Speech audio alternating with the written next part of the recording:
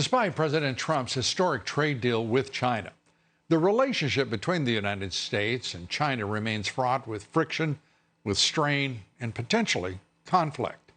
In a speech this weekend to the National Governors Association in Washington, Secretary of State Mike Pompeo described the perils. Competition with China is happening inside of your state, and it affects our capacity to perform America's vital national security functions. Indeed, under Xi Jinping, the country is moving exactly in the opposite direction. More repression, more unfair competition, more predatory economic practices, indeed a more aggressive military posture as well.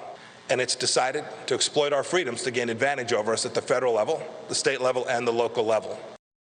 With us now is the author of those comments, Secretary of State Mike Pompeo. Mr. Secretary, thank you for being with us. Lou, it's great to be with you tonight.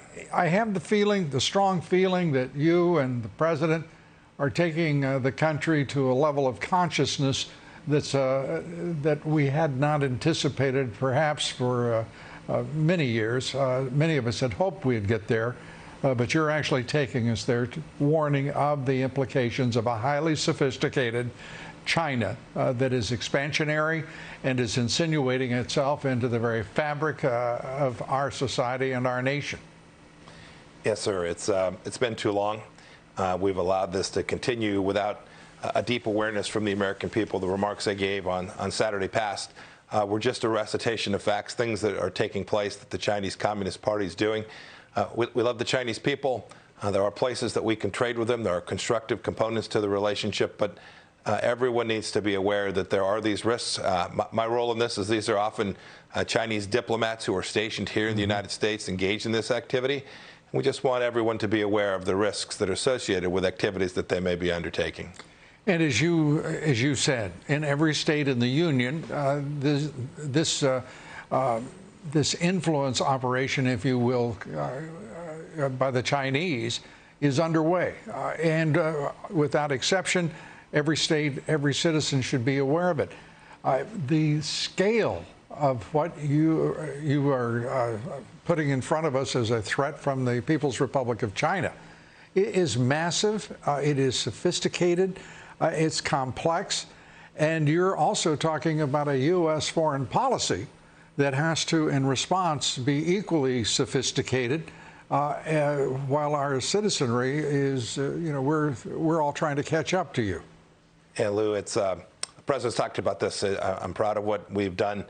We, for the first time, said, hey, here are the things that we want to do to protect the American people from this challenge that the Chinese Communist Party threatens. So on trade, it's reciprocity and transparency. In this sense, it's the same way. If they've got a Confucius Institute, you've seen these, Lou, at many of the colleges around the United States of America. Boy, if it's really just about people-to-people ties, why can't we have the same thing at a Chinese institution?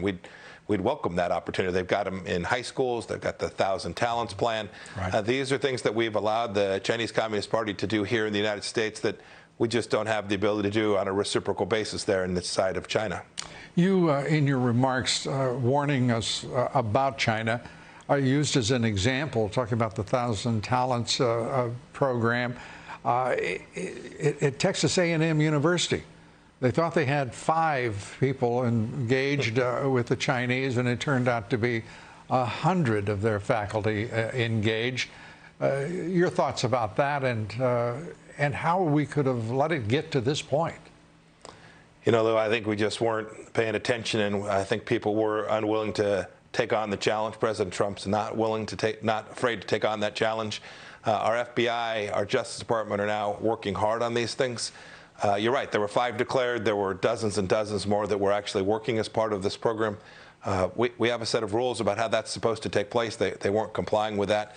This is what we ask. We want Chinese students who are coming here to learn. That seems fine and it's wonderful, but we need to make sure that they're doing so on a basis that is transparent and fair, and that these students who are coming here aren't under the long arm of Beijing reporting back into their country in ways that our First Amendment doesn't permit, and it's deeply inconsistent with our values here in the United States as well.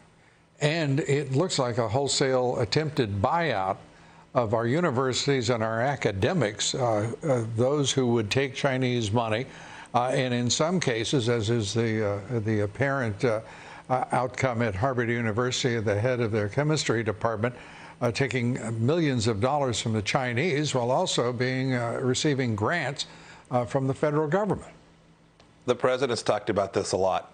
The theft of American intellectual property by the Chinese Communist Party is something that's been central. The president talked about this even in his campaign, even before he was elected, about how unfair this was, how we were getting, I think he used the words, ripped off. We need to make sure and protect American academics, American intellectual property, American innovators, protect the property and the work that they've done so that that wealth accretes to the inventor and the property owner, not to the Chinese Communist Party. President Trump's been strong on this, and the State Department and all of the relevant agencies in the United States government are very focused on protecting the American people. And as if the relationship between the United States and China weren't complicated enough, the coronavirus outbreak, the United States working hard to get medical teams in from our CDC into China, trying to help. I know that this administration has shipped all sorts of medical supplies to the Chinese. How would you assess it? I know you and Alex Azar, the head of HHS, wrote an op-ed. Can you update that just a bit for us in terms of what's going on? Lou, it's a global epidemic that we need to work our way through with science and facts. President Trump has taken action to try and protect the American people. We've changed the ability of folks to come here. When we got Americans out of Wuhan, where is the center of the effect, we put them in quarantine for 14 days to make sure we protected the American people. Secretary Azar has been hard at work to get science and facts, American experts into the country to make sure that we help the world address this challenge, and then we at the State Department have brought Americans home. We've done so safely, and now we've provided up to $100 million in assistance, not only to China, but to other countries that are impacted by the coronavirus. This is a serious challenge, and the whole world needs to take on this challenge together. Well, a man with plenty of challenges, Secretary Mike Pompeo, we thank you for being with us. Thank you, sir. Thank you, Lou. Have a good evening, sir.